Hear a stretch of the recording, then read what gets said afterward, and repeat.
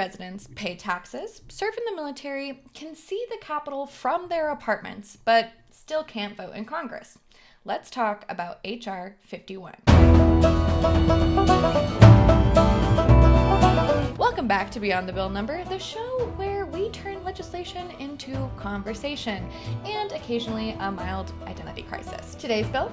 Oh, you know, just the one that decides whether 700,000 Americans should finally get the representation they've been paying taxes for since Hamilton had a ponytail. We're talking H.R. 51, the Washington, D.C. Admission Act, the bill with more historical baggage than the Library of Congress basement. Stephen, are you ready to dive into the constitutional deep end? As ready as Congress is to argue about something for the 51st time. Let's do it.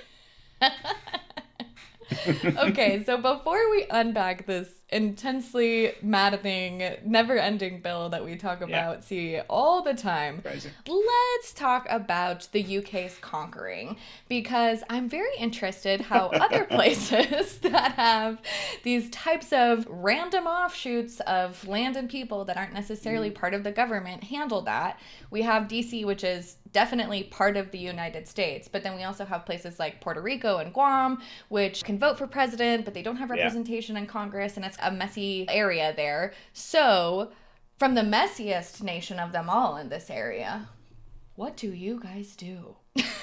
Yeah, well, so this, most countries, unlike America, weren't designed. You were lucky that you did actually have the founding fathers and they sat down, they drew up a document. And then if you look at a map of the US, it's all nice straight lines and things. People have drawn stuff on it. Most countries don't evolve in that way. And Britain, the UK, certainly didn't. Britain was put together over many thousands of years of conquest and this and that and the other, and we'll have that and we'll give it back and we don't want that.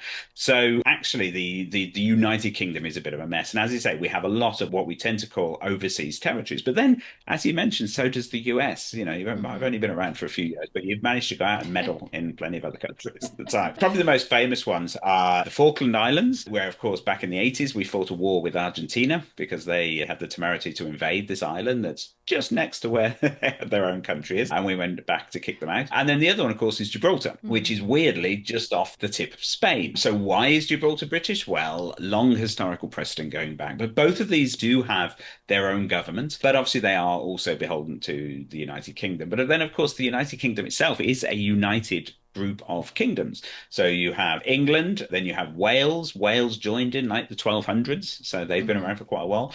Then you have Scotland, of course, and we've spent a good 1,000 years or more fighting them on and off and invading and going back and forth until eventually we had the Act of Union, where they also joined. And then, of course, you've got Northern Ireland, and the Northern Ireland bit is far too complex to even talk about because there's a lot of history there going back many, many centuries, lots of fighting, lots of blood.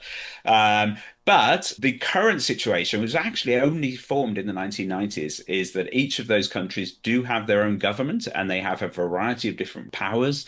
So Scotland, for example, can levy taxes. Wales can't. Northern Ireland has this assembly, but is still sort of more beholden to the United Kingdom. And when it doesn't work, they are actually for quite a period now, they've been managed directly from London. And so a very, very complicated sort of constitutional arrangement. But what we don't have is a part of the country which it doesn't exist in a proper way, where the people there don't get to vote for representation, because that's insane. Wherever they are, everybody votes for some kind of representation.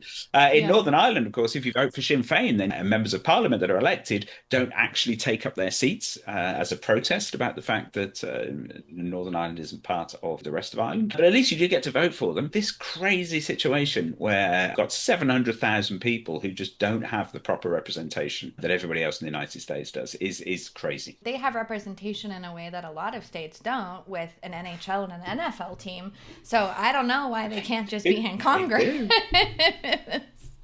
Yeah, I mean that's obviously the defining characteristic, isn't it? If they've got an NFL team, then they should definitely get to vote. Absolutely. NHL gets a little bit into Canada being the 51st state, but here we are. Yes. Okay, well, yes, this is crazy. Let's get into it. So let's start with the therapy portion of today. Why is Washington, D.C. like this? Walk us through the origin story and how we ended up with our capital city full of Americans who don't get voting representation. Yes, it's as I say, very, very weird situation. So DC didn't just wake up one day without voting rights. Congress very intentionally took away those rights. So it all started with Article 1, Section 8 of the Constitution, where the framers gave Congress powers to create a federal district. Then comes the Residence Act of 1790, which drew that district along the Potomac and pulled residents outside any state's jurisdiction. You can then fast forward to 1801, where Congress passed the Organic Act, which is a great name for an act, which formally takes control of this new district and strips citizens of representation in Congress. Boom, taxation, no representation, and not even the bumper sticker yet. And DC actually couldn't even vote for president until 1961, thanks to the 23rd Amendment. And they didn't get local home rule until 1973. And even that came with an asterisk because, as anybody who tracks DC bills in Bill Track 50 will know, Congress has a veto over any laws that the DC City Council actually passes. It is crazy over there. So basically, Congress just said, we'll take your rivers, your monuments, and your payroll taxes, but not your congressional delegation. Okay, so let's talk about the main event. For people who think HR 51 is just kind of a vibes-based request to put a shiny new star on the flag, what does this bill actually do? Well, HR 51 is unusual for these types of bills. We should say that these kind of bills come around every single Congress and have done for many, many years. Probably going all the way back to 1973, I would think. But HR 51 is a very actionable and very structured attempt to solve this problem. So, first, it would admit a new state, the 51st state. The new state would be called Washington Douglas Commonwealth, named, of course, after Frederick Douglass, the famed 19th century civil rights activist. The new state would include all residential and commercial areas of today's district. Then it leaves behind a tiny, strictly federal enclave containing the White House, the Capitol, the Supreme Court, the National Mall, etc. And that enclave would stay under direct congressional control, satisfying the Constitution's requirements for a federal district. You cannot just get rid of DC. It's in the Constitution. You would need to change the Constitution. So this bill, obviously handily called HR 51 for the 51st state, would also direct the president to issue a proclamation once DC elects 2 senators and 1 representative. Get 1 representative in the House. It would create a Statehood Transition Commission, which would sort out, all the courts, the contracts, the agencies, all of that bureaucratic decluttering that would be needed to create this new state. It would also ensure continuity of all local laws and institutions, so they wouldn't have to start passing all the laws again. And most importantly, it would set up a process to repeal that pesky 23rd Amendment, because otherwise that tiny capital enclave that would be left over would still have 3 electoral college votes. So imagine you'd have the first family electing the president, potentially. It's the political version of letting your Sims control city council. Oh no, can't let the Sims be in charge of anything. No. You know what they get up to. Okay, so this is funny to an extent, but it's also horrifying. There's just so many people that are not being represented, that are doing so much for the nation because they all live there. So that's crazy. All right. Constitution nerds, gather round. Stephen, the skeptics say that HR 51 is unconstitutional. Supporters say it's totally constitutional. And I say someone is definitely cherry picking here. So let's break down the constitutional fight. Okay, sure. In a nutshell, I think both are cherry picking, to be honest. And obviously, were this ever to happen, it would be up to the Supreme Court to decide, and it'd be interesting to see which way they would go. But okay, let's have a look at this then. So buckle up. It's basically a choose your own precedent situation. So the supporters lean on the following evidence: the admissions clause, Article 4, Section 3 of the Constitution, which Congress has used 37 times in the past to admit new states, so a bit of a precedent there. The fact that the Constitution sets only a maximum size for the federal district, not a minimum, so they therefore feel that it's perfectly okay to shrink it down, not get rid of it altogether. And then the historical precedent of 1847 retrocession, when Congress returned parts of DC to Virginia. Okay. So their argument, shrinking the federal district is allowed, and the rest can become a state. Fine. The opponents, of course, disagree with all of that, and they would say the framers intentionally created a neutral federal district, so turning it into a state violates the intent of the Constitution and is therefore unconstitutional. And you can't bypass it without a constitutional amendment. So they say, fine, do it, but get your constitutional amendment first, because they know that would never happen. And the 23rd Amendment, of course, creates chaos unless it's repealed. Again, a very, very difficult thing to do, because this new micro district, as we've already said, could end up controlling 3 electoral votes and therefore potentially holding the balance in a very, very tight presidential election. Zach Smith from the Heritage Foundation basically says giving DC congressional power is precisely what Madison warned against in Federalist 43, concentrated influence too close to the seat of government. Okay, so both sides are basically holding the Constitution like a fortune cookie and reading whatever message they want. Mm-hmm. I want to talk about the politics of this now because, oof, so much of this debate is constitutional theory on the surface and raw math underneath. How does H.R. 51 reshape the political landscape? Well, were it to pass, this is the part where everybody suddenly remembers how to count. So statehood would almost certainly add 2 Democratic senators. As everyone knows, DC predominantly Democrat, so therefore it's likely that this new state would have 2 Democratic senators and 1 Democratic representative. So the impact on the House then wouldn't be enormous. I mean, we've already spoken about the various redistricting that's going on to give one party or the other an extra sort of representative there. But the crucial thing is these 2 senators. Given how tight the Senate usually is in these days, this is like handing one side a weighted blanket and the other side a caffeine detox. Democrats therefore frame H.R. 51 as civil rights and democracy, the unfinished business of the 1960s.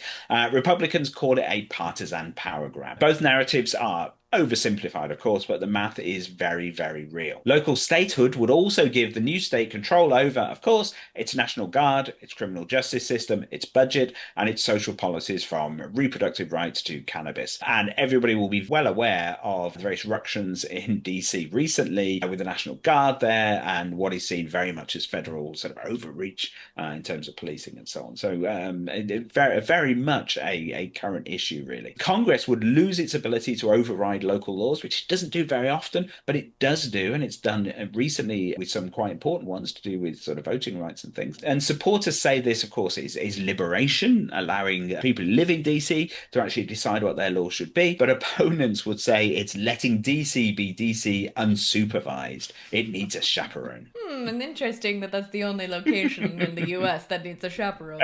Absolutely. Okay, so in short, depending on who you ask, H.R. 51 is either democracy's redemption arc or the villain origin story. Oh, absolutely. Okay, so Stephen, let's destroy dreams in under 30 seconds. What are H.R. 51's chances? Well, about the same as a snowball's chance in July on the National Mall. This bill has been introduced in various different versions over years, and it keeps clearing the House. That part's fairly easy, but the Senate still has the filibuster. And unless 60 senators get a sudden change of heart or Republican senators have a sudden lack of career ambition, H.R. 51 ain't moving. It functions much more as a declaration of intent. We believe this should happen, even if it can't happen right now. Like me declaring that I'm gonna start cardio. Yes. Okay, so to sum it up, DC residents can see Congress from their windows. They pay all these federal taxes. They serve in the military. They do all these things that states do. They have the NFL. They have the NHL. They are part of our society, except they actually have no vote in the body that's governing them, that many of them work for and are driving for. Mm-hmm. That's okay, right. Well, H.R. 51 is more than a bill. It's a question about who gets to belong, which I think is a question that is happening everywhere in the U.S. and the world right now. So, Stephen, thanks for walking us through centuries of constitutional weirdness. Always happy to talk about the only city where the potholes have more representation than the people. And that is our show. You can read the full blog and track every bill that we discuss on BillTrack50.com. Don't forget to subscribe, rate, and share, especially with that one friend who insists that DC is basically a state already. See you next time on Beyond the Bill Number.